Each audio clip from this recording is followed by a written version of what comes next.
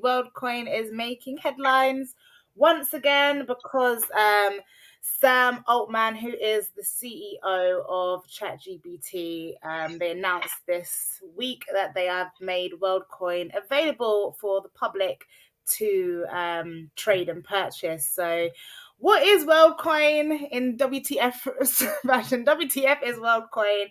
Well, essentially, it is a cryptocurrency that is designed to incorporate identification of humans by using biometric data and machine learning. So, put simply, again, the CEO of ChatGPT is teamed up with Alex Blania, another huge tech industry innovator, and they have created, back in May, they actually raised 115 million from blockchain capital to fund Worldcoin, and this is a identification app. It's a wallet, and it has a cryptocurrency. And what they want to create is a world identification, and to actually peg people's identifications to Worldcoin, which is a cryptocurrency. Now, to actually get people's ID and verify their true humanness, what they are doing is using a device called the Orb, which is a biometric scanning device. So let's say you actually wanted to have the Worldcoin app and you wanted to use the cryptocurrency. Before you can actually use the app, you'd have to get the Orb, which is a round device, and scan the irises of your eye. Once it's got an image of your eye, it uses machine learning and AI to encode it in an encrypted way so that it has your humanness identification inside of their protocol. It's, I think people can feel a bit skeptical over computers and machines kind of taking pictures. I know that when the iPhone came out and it was asking people to take a print of your finger to actually access your phone, and MacBooks do the same, there was a lot of like upheaval of why is this machine got my biometric data. But I think their argument was that it's a seamless way to actually identify humans through the internet and through technology.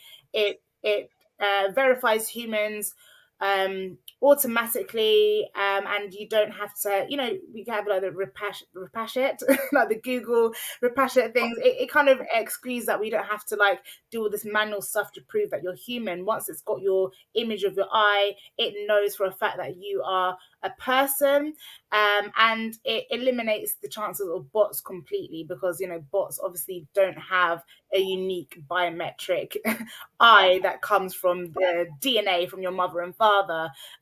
However, it does kind of put this question into place of how safe is it to kind of give AI your biometric data, images of your DNA, and then kind of put it onto a blockchain system where it's completely immutable, and it's also incorporated into machine learning, where obviously the machine, the technology is continuing to get this data and update and improve itself in a kind of automatic way without the input necessarily of its creator. So crazy stuff.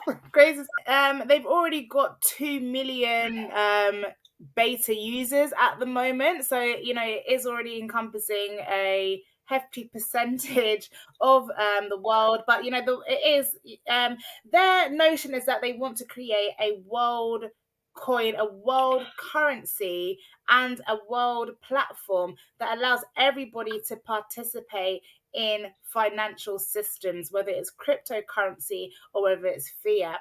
And all over the world, people have phones, whether it's a brick phone, whether it's a smartphone. Everybody has a phone, and it's increasingly becoming more common for people all over the world, whether you're in a developed country or underdeveloped country, to have a phone that can hold applications. And that's kind of like their thing. They're like, okay, there's pretty much everyone in the world has access to a phone that can hold apps. And so we want to make sure that everybody downloads our app and has access to this global identification. So, I mean, whether it's going to be adopted by certain countries is another question. But essentially, they want to make sure that it's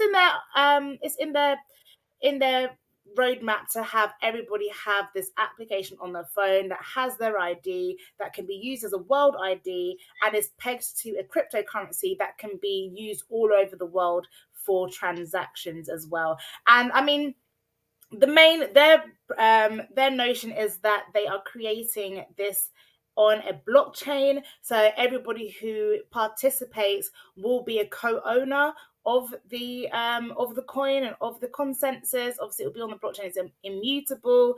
But my only take on it is the AI machine learning part of it. Like, how much do you actually own it if the AI is incorporated in it and is learning and taking that data, in blockchain, where once it's put on the blockchain, it can't be removed, unless everybody consensusly decides that they're no longer going to use it. And at that point, with the AI, has everybody's window of their soul. That's what we call the eyes.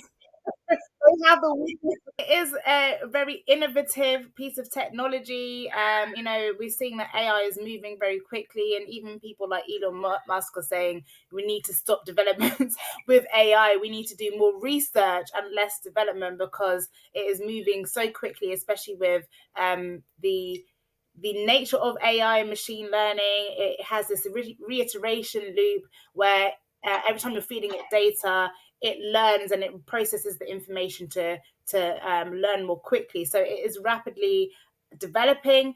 I mean, Worldcoin, their notion, their reasoning behind doing this is to make sure that everybody in the world can have access to finances. So there are a lot of places in the world where people are still unbanked. I think it's quite hard to believe when you come from developed countries, but there are people who literally are still living like just cash in hand to mouth, and they don't necessarily have the chance to access some of the financial infrastructures that are available in other places of the world. They don't have flexible savings accounts. They don't have bank accounts that are attached to ETFs or ISAs or things like that. So they do miss out on some of these financial opportunities, even cryptocurrency.